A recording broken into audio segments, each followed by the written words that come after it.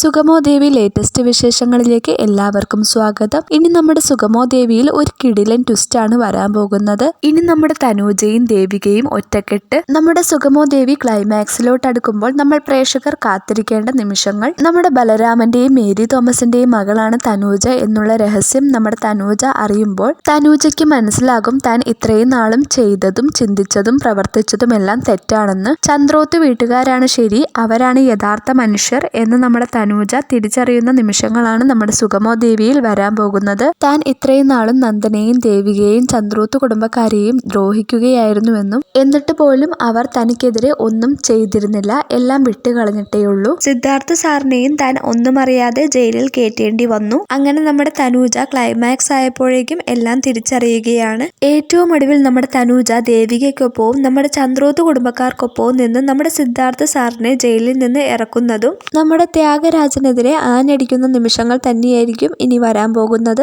അപ്പോൾ എന്തായാലും നമുക്ക് കാത്തിരുന്ന് തന്നെ കാണാം.